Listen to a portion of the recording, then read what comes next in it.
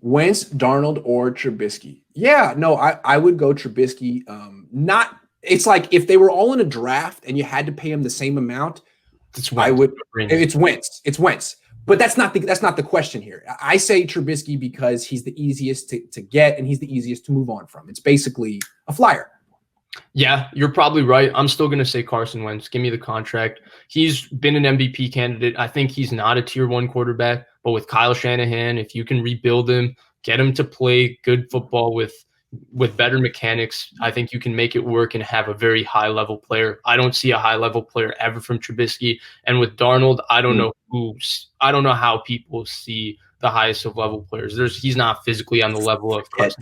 Forget Darnold. Let me compare Wentz and Trubisky because they're very interesting to me. Because to me, they're both in the same awful position. They're both playing for these knockoff Andy Reid coaches who stink. And what I've seen them both play in person, and Wentz is much more impressive.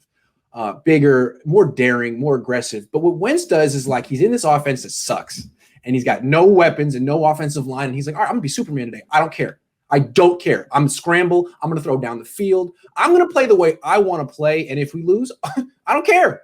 And it's kind of fun to watch. At the same time, it just got him benched and his numbers are terrible.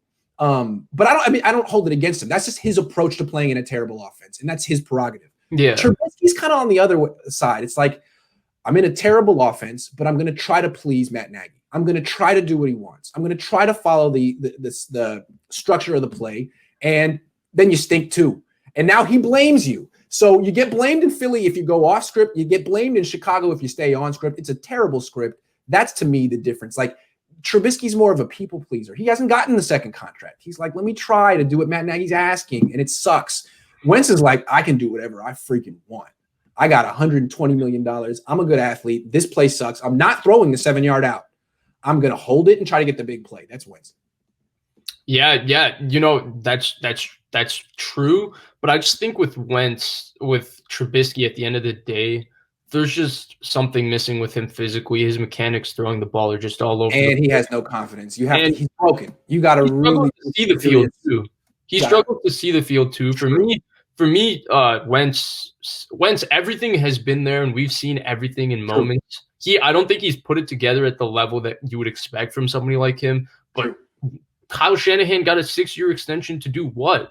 If you bring Carson Wentz in physically, Carson Wentz is worth his contract because he has the physical profile to be a star quarterback. So there can't be the Jimmy Garoppolo excuse where he's not worth what he's paid from a physical standpoint. When you look at him as a quarterback, he doesn't have that type of talent. Then it's Kyle Shanahan. You got a 6-year extension.